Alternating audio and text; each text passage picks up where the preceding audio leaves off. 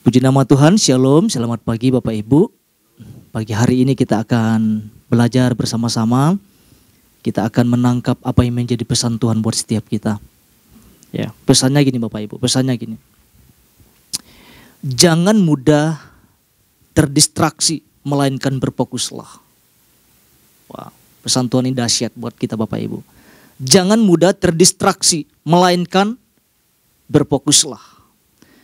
Puji Tuhan Bapak Ibu, hari ini kita akan belajar bersama-sama. Saya percaya keadaan kita semuanya baik. Tetap bergairah dalam Tuhan, tetap bersemangat, tetap menyala-nyala bagi Tuhan. Amin Bapak Ibu ya. Kita bersyukur setiap minggunya kita selalu mendapatkan tuntunan dari Tuhan. Dan pesan ini Bapak Ibu sangat penting untuk kita sama-sama tangkap. Katakan penting Bapak Ibu. Haleluya. Tuhan sampaikan jangan mudah terdistraksi, melainkan berfokuslah. Ya. Mungkin ada banyak hal yang membuat seseorang terdistraksi ya Bapak Ibu. Mungkin teralihkan. Ya. Pak Ishak sudah menjabarkan tentang pesan Tuhan dan ada banyak contoh-contoh yang sudah disampaikan buat setiap kita. Ya, contohnya dalam hal kita waktu kita sedang beribadah ya kan. Kadang-kadang ada hal-hal yang kecil mungkin yang mengalihkan fokus kita, pandangan kita terhadap sesuatu mungkin ya. Ya, contohnya gadget gitu ya, handphone. Ya lihat notifikasi, buru-buru lihat, betul Bapak Ibu ya. Kan seperti itu Bapak Ibu ya. Dan mungkin ada banyak hal, ya contoh-contoh yang lain ya. Mungkin juga yang membuat kita teralihkan itu lingkungan. Ya. Lingkungan yang bising. Lingkungan yang tidak aman mungkin. Ya. Yang lain mungkin juga gaya hidup. Ya, kadang-kadang itu juga mengalihkan fokus kita, pandangan kita, sehingga kita teralihkan mulai fokus kepada sesuatu yang tidak penting, yang seharusnya kita tidak perlu lihat sebenarnya. Nah, Bapak Ibu saya tidak panjang-panjang lebar Bapak Ibu ya, karena saya percaya kita sudah belajar Pak Ishak sampaikan kemarin ya. Saya langsung kepada inti pesan Tuhan, karena ada sesuatu memang yang Tuhan tekankan kepada setiap kita ya. Dikatakan seperti ini di dalam inti pesan Tuhan Bapak Ibu. Ini yang Tuhan sampaikan bahwa ada banyak hal yang bertumpuk, tanda kutip. Nah ini nih Bapak Ibu. Ada banyak hal yang bertumpuk di hadapan mata umat Tuhan hari-hari ini. Dan hal yang bertumpuk, tanda kutip tersebut telah mengalihkan fokusnya dari hal penting yang seharusnya ia tuju. Terlalu sibuk mengarahkan diri pada hal yang rumit, tetapi kepada hal yang simpel dan esensial malah tidak dilakukan. Nah ini yang sering terjadi di dalam kehidupan orang-orang percaya. Dikatakan ingat apa yang dikatakan Yesus kepada Marta yang sibuk. Tetapi hanya satu saja yang perlu. Maria telah memilih bagian yang terbaik. Apapun bentuknya Bapak Ibu. Apa yang Tuhan tekankan di sini? Dikatakan apa? Ada hal yang bertumpuk. Pertanyaannya kira-kira hal apa saja itu yang dimaksud dengan yang bertumpuk itu Bapak Ibu. Iya kan? Mungkin bisa hobi kita Bapak Ibu. Sesuatu yang tidak terlalu penting, tetapi dipenting-pentingin gitu. Iya. Makanya ada banyak orang-orang sekarang memilih lebih baik melaksanakan hobinya daripada beribadah kepada Tuhan. Iya. Bisa dengan kesibukan kita. Atau mungkin sibuk dalam pelayanan kita mungkin. Dalam pekerjaan. Mungkin bisnis. Ya memang tidak salah. Tetapi kalau itu mengalihkan kita, ya kita mesti hati-hati Bapak Ibu ya. Apalagi Bapak Ibu yang bertumpuk-tumpuk masa lalu. Kegagalan yang terjadi mungkin yang pernah kita alami. Sehingga membuat kita tidak bisa maju, tidak bisa bergerak maju. Hidup kita kan harus maju kan, betul Bapak Ibu ya. Gak mikirkan tentang kegagalan di masa lalu. Kadang-kadang konteks budaya Bapak Ibu. Perkataan-perkataan orang, wah kamu terlalu rajin ke gereja. Itu hati-hati loh, itu hal mempengaruhi. Ya. Itu jangan sampai terjadi Bapak Ibu. Mungkin ada banyak hal-hal yang lain yang perlu kita pelajari. Hal-hal yang bertumpuk yang Tuhan maksudkan ya. Nah kita mau lihat dasarnya Bapak Ibu. Lukas pasal 10 ayat 42. Lukas pasal 10 ayat 42. Apa ini firman Tuhan katakan di sini Bapak Ibu? Dikatakan gini, tetapi hanya satu saja yang perlu. Maria telah memilih bagian yang terbaik yang tidak akan diambil daripadanya. Mari kita sama-sama tangkap ini Bapak Ibu. Dikatakan tetapi hanya satu saja yang perlu. Maria telah memilih bagian yang terbaik yang tidak akan diambil daripadanya. Pak Ishak sudah jabarkan tentang perikop ini Bapak Ibu. Intinya kalau kita melihat ayat ini, Maria telah memilih bagian yang terbaik dalam kehidupannya. Apa yang terbaik? Ya kan?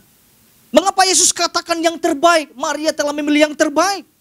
Kalau kita lihat ayat 39 Bapak Ibu, kita mundur. 39 bagian akhir mengatakan gini. Maria ini duduk dekat kaki Tuhan dan terus mendengarkan perkataannya.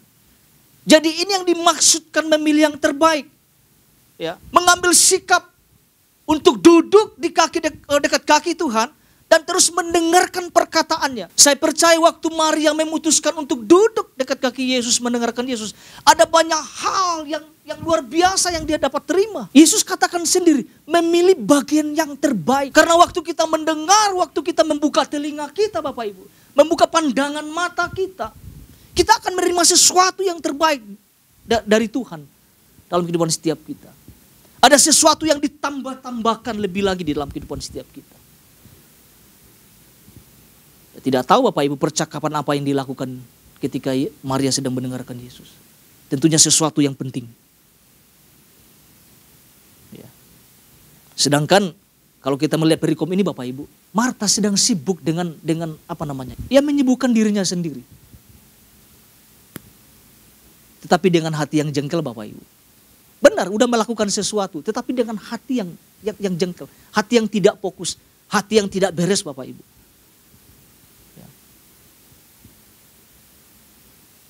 Melayaninya sudah benar, tapi pikirannya mengganggu seluruh kehidupannya.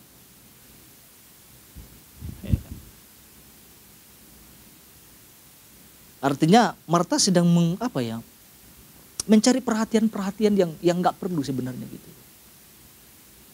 Mungkin Yesus tolong dong, tolong saudara saya suruh bantu saya dong. Kenapa nggak fokus ada dengan apa yang dia lakukan? Pak Ishak sampaikan satu prinsip Bapak Ibu. Satu prinsip ini yang Pak Ishak sampaikan. Dikatakan gini, pahami bahwa ada momen-momen penting yang begitu terlewat, tidak bisa kembali lagi. Memang ada waktu-waktu di mana Tuhan impartasikan sesuatu dalam kehidupan orang-orang percaya. Dan kalau kita tidak menyiapkan diri kita, terlewat begitu saja Bapak Ibu. Ya, pagi hari ini Bapak Ibu kita nggak panjang-panjang Bapak Ibu. Kita akan belajar satu hal juga Bapak Ibu ya. Satu hal ini yang sama-sama kita tangkap. Berkaitan pesan Tuhan minggu ini, agar setiap kita tidak terdistraksi atau tidak teralihkan oleh apapun Bapak Ibu. Ini yang kita sama-sama belajar. Mari tangkap dan hidupi tujuan Tuhan dalam kehidupan setiap kita. Mari tangkap dan hidupi tujuan Tuhan dalam kehidupan setiap kita hari demi hari Bapak Ibu. Ternyata ada yang jauh lebih penting Bapak Ibu yang perlu kita lakukan. Apa itu? Menangkap tujuan Tuhan dalam kehidupan setiap kita. Ya. Karena ada banyak orang-orang teralihkan Bapak Ibu karena gini, nggak tahu tujuan hidup, tidak tahu arahnya kemana, teralihkan, terdistraksi. Karena apa? Tidak punya tujuan hidup, tidak menangkap tujuan Tuhan di dalam kehidupannya. Seperti yang dilakukan oleh Marta Bapak Ibu. Menurut saya dia nggak nangkap. Apa tujuan Tuhan di dalam kehidupannya? Sehingga dia menyibukkan dirinya sendiri dengan berbagai hal. Akhirnya sesuatu yang terpenting, sesuatu yang luar biasa dia nggak dapatkan. Gitu loh. Terlewatkan begitu saja. Sibuk dengan urusan-urusan, sibuk dengan pekerjaannya. Kenapa nggak ikut Maria saja duduk mendengarkan Yesus pada saat itu? Sehingga dia mendapatkan yang terbaik juga. Seperti pilihan yang dilakukan oleh Maria. Pak Ishak singgung tentang kemarin. Tentang pengajaran-pengajaran palsu. Kenapa banyak orang yang tersapu dengan pengajaran-pengajaran ini Bapak Ibu? Gak jelas tujuannya, gak jelas. Arahnya gak jelas. Dengar sesuatu, langsung telan mentah-mentah, lalu ikutin. Ya, dan kita sekarang diperhadapkan itu Bapak Ibu. Ajaran-ajaran yang palsu itu bertebaran di media sosial. Kita bisa lihat itu Bapak Ibu. Ada banyak orang-orang yang tergerus Gak punya pegangan, gak punya tujuan yang jelas di dalam kehidupannya. Akhirnya terlantung-lantung Bapak Ibu ya. Gak jelas. Yang dipikirkan adalah tujuan hidup sendiri. Contohnya Bapak Ibu di dalam perjanjian baru Bapak Ibu. Ada Demas Bapak Ibu. Bagaimana dia meninggalkan pelayanannya. Teralihkan oleh apa? Karena mencintai dunia. Kita bisa lihat di dalam 2 Timotius 4 Bapak Ibu. 2 Timotius 4 ayat 9 sampai 10. Dikatakan gini ayat 9. Berusahalah supaya segera datang kepadaku. Ayat 10. Karena Demas telah mencintai dunia ini. Dan apa? Meninggalkan aku. Orang-orang yang tidak punya tujuan hidup tuh seperti itu. Lebih mencintai sesuatu yang gak perlu dicintai sebenarnya. Demas lebih memilih mencintai dunia, kata firman Tuhan. Kenapa sampai terdistraksi Bapak Ibu? Tujuannya gak jelas. Arahnya tidak jelas. Pegangannya tidak jelas. Padahal sudah terjun dalam dunia pelayanan. Ada hal-hal yang Tuhan percayakan. Tetapi terjadi penyimpangan di dalam pelayanannya. Karena apa? Condong. Hatinya condong kepada duniawi. Dikatakan Demas telah mencintai dunia ini. Ini jangan sampai terjadi di dalam kehidupan kita sebagai orang-orang percaya. Itu bisa mengalihkan setiap kita. Dunia dengan prinsip-prinsipnya mencoba mengalihkan setiap kita. Supaya apa? Supaya kita tidak punya tujuan yang jelas di dalam hidup ini. Bapak Ibu, orang yang gak punya tujuan hidup itu gampang tergerus, gampang tersapu, gampang teralihkan oleh berbagai apapun. Orang yang gak nangkap tujuan Tuhan mudah teralihkan, mudah terombang-ambing. Dunia, kalau saya melihat orang-orang dunia lebih kaya ya. Itu pernah kita mendapatkan pesan itu. Hampir-hampir tergelincir. Ya mungkin lebih gemuk, lebih menarik kelihatannya. Kita pernah belajar tentang 2 orang murid yang kembali ke Emmaus. Mereka terdistraksi. Ya, teralihkan. Karena apa? Alasannya sederhana. Guru kami mati. Mereka gak nangkap tujuan Tuhan dari awal. Tuhan bilang jangan kemana-mana ya. Teralihkan. Akhirnya apa? Sulit untuk mencapai tujuan Tuhan yang seharusnya orang-orang percaya lakukan. Kedua murid ini untung Yesus Tuhan itu menghampiri mereka. Kalau enggak kebablasan Bapak Ibu. Udah melenceng nih. Tuhan arahkan balikin lagi.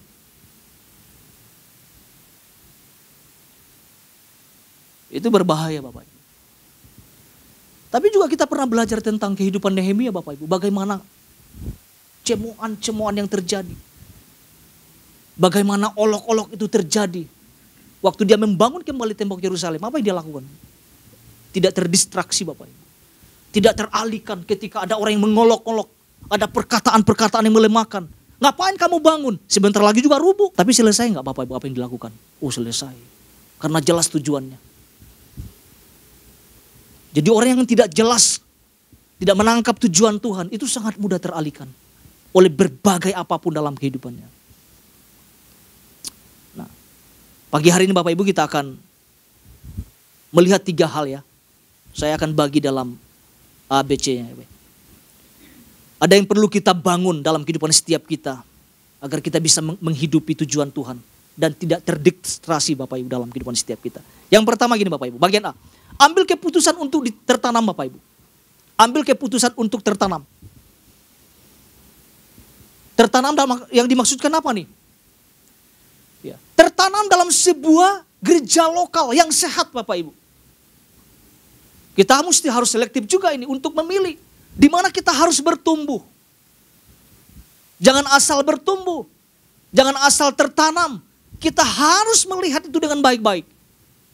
Supaya apa? Supaya kita tidak teralihkan nanti berbagai apapun. Kalau dasarnya gak kuat, pengajarannya gak kuat. Waktu tertanamnya salah Bapak Ibu. Kita lihat di dalam Kolose pasal 2 Bapak Ibu. Kolose pasal 2 ayat 6 sampai 8. Kolose pasal 2 ayat 6 sampai 8. Apa yang dikatakan di sini Bapak? Dikatakan gini, kamu telah menerima Kristus Yesus Tuhan kita. Karena itu hendaklah hidupmu tetap di dalam Dia. Ya. Hendaklah kamu berakar di dalam Dia dan dibangun di atas Dia. Wow. Hendaklah kamu bertambah teguh dalam iman yang telah diajarkan kepadamu. Dan hendaklah hatimu melimpah dengan syukur. Ayat 8. Hati-hatilah dikatakan di sini. Supaya jangan ada orang yang menawan kamu dengan filsafatnya yang kosong dan palsu menurut ajaran turun-temurun dan roh-roh dunia, tetapi tidak menurut Kristus. Dikatakan berakar, bertumbuh di dalam Kristus. Memutuskan untuk tertanam. Hari-hari ini Bapak Ibu ada banyak orang-orang yang gak mau tertanam. Yang penting kan percaya Kristus. Gak mau dimuridkan. Pak Ishak sudah singgung kemarin itu. Gak mau diarahin. Gak mau dididik. Buat saya Bapak Ibu harus tertanam. Buat saya kita harus dimuridkan hari demi hari. Karena ada banyak hal yang membuat kita teralihkan. Putuskan. Kita harus memutuskan. Kita harus mengambil sikap ini. Ambil keputusan itu untuk tertanam. Jangan sampai menjadi orang-orang percaya yang liar Bapak Ibu. Tertanam itu dahsyat banget loh Bapak Ibu. Karena kita banyak diajar. Banyak dibentuk di sana. Ada dasar-dasar yang perlu kita tangkap. Yang diajarkan nanti kepada setiap kita. Kalau seseorang tertanam. Menjadi sesuatu yang pribadi yang tangguh dan kuat. Jangan ikut-ikut tren sekarang Bapak Ibu. Gak perlu ke gereja, gak perlu ditanam. Di mana aja bisa ibadah.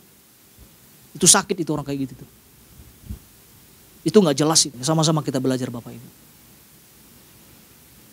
Tertanam itu baik. Supaya kita menjadi pribadi yang tangguh. Ya. Jadi diperlengkapi kitanya.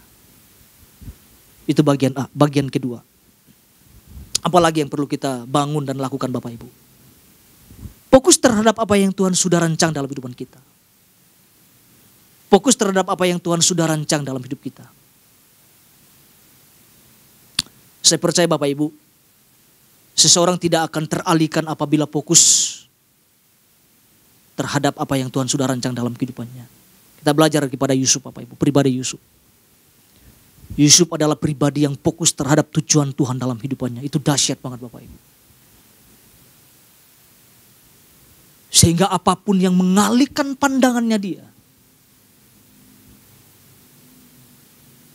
itu tidak membuat dia tergerus Bapak Ibu.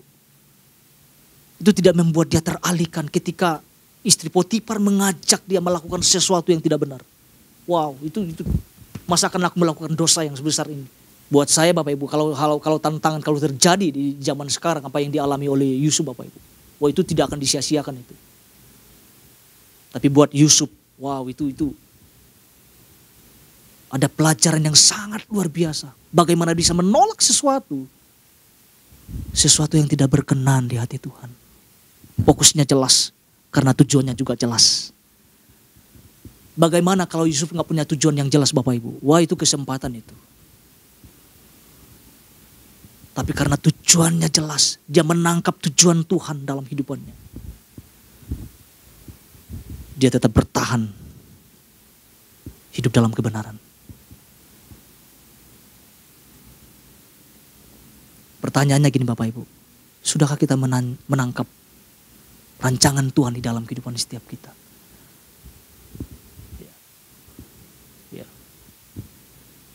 Ya, iblis selalu, kuasa kegelapan selalu mencoba untuk mengalihkan kita berbagai hal Bapak Ibu. Tapi jangan sampai gini. Jangan sampai kita nggak nangkap apa yang menjadi tujuan Tuhan dalam hidup kita. Jangan sampai. Tangkap rancangan Tuhan. Sehingga membuat kita berjalan tegap, maju. Ketika ada tantangan, ada sesuatu yang mengalihkan kita, itu tidak akan teralihkan Bapak Ibu. Karena jelas pandangannya. Karena jelas tujuannya. Kenapa menangkap apa yang sudah Tuhan rancang di dalam kehidupan setiap kita. Itu bagian 2, bagian yang terakhir Bapak Ibu. Yang ketiga, apalagi yang kita bangun dan lakukan Bapak Ibu? Tata ulang Bapak Ibu, tata ulang. Tata ulang prioritas hidup kita. Ya ini penting banget ini, tata ulang. Pak Ishak sampaikan kalau ada sesuatu yang bertumpuk-tumpuk, sesuatu yang mengalihkan kita, tata ulang. Tentukan prioritas mana yang terpenting di dalam kehidupan setiap kita. Jangan bercampur-campur. Jangan disimpan. Dalam menata ulang Bapak Ibu kita bisa ambil waktu. Untuk melihat lagi apa yang mengalihkan kita hari-hari ini Bapak Ibu. Ya jangan-jangan anak mengalihkan kita loh. Saya sekarang kadang-kadang gak fokus belajar Bapak Ibu. Kalau udah dengar suara anak nangis langsung tinggalkan yang lain. Itu yang dari nomor satu. Saya pikir ini gak benar ini saya pikir. Kadang mengalihkan. Kadang lagi coba lagi merenungkan. Lagi membangun mesbah. Anak nangis itu pasti keganggu. Mau gak mau. Nah, kita mesti tentukan prioritasnya gimana nih. Karena kalau kita belajar dari kehidupan Maria Bapak Ibu itu dahsyat banget. Dia bagaimana bisa memilih yang terbaik. Dia memutuskan untuk duduk dekat kaki Yesus dan mendengarkan perkataan Yesus. Jadi apa yang paling terpenting di dalam kehidupan setiap kita?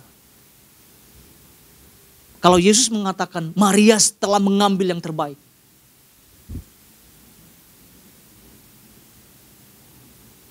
Ibadah itu prioritas nggak Bapak Ibu? Prioritas ya.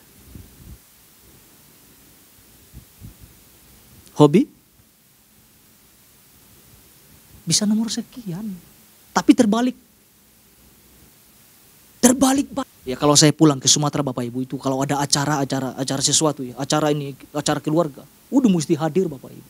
Lakukan penyembahan, panggil nenek, roh nenek moyang dan sebagainya. Mesti ikut loh. Saya kalau pulang di kampung Bapak itu serba salah sayanya. Tapi saya harus tegas, saya nggak akan ikut. Harus tahu prioritasnya. Jangan menyembah Tuhan, menyembah setan juga sebentar gitu. Ya kalau kita dalam keluarga yang masih kental dengan budaya-budaya Bapak Ibu itu susah sekali. Kalau saya pulang kalau Natal, saya coba menghindari banyak hal. Karena dinyanyikan gitu Bapak Ibu. Misalnya kalau saya datang, Marbun sudah pulang. Ya misalnya nenek datang, Tuhan saya pikir. Ini mesti, tapi saya tegas kepada keluarga. Kalau saya pulang tidak ada yang kayak gitu-gitu. Karena memang masih belum mengerti Bapak Ibu. Sama hal dengan kehidupan setiap kita. Apa prioritas kita? Pekerjaan kita, bisnis kita? Tapi Maria mengambil sesuatu yang terbaik. Ya, duduk dekat di kaki Yesus dan mendengarkan perkataan Yesus. Artinya persekutuan, ada jalinan keintiman yang terjadi dalam kehidupan Maria dan juga terjadi dalam kehidupan setiap kita. Jadi tentukan tata ulang tentang prioritas dalam kehidupan setiap kita. Jangan terbalik-balik Bapak Ibu. Kadang-kadang muncul pertanyaan gini Bapak Ibu. Pelayanan dulu atau keluarga dulu? Kadang-kadang terjebak di sini.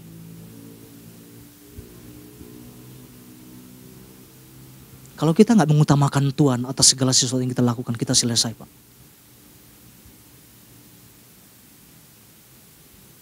Di mana-mana Tuhan harus pertama.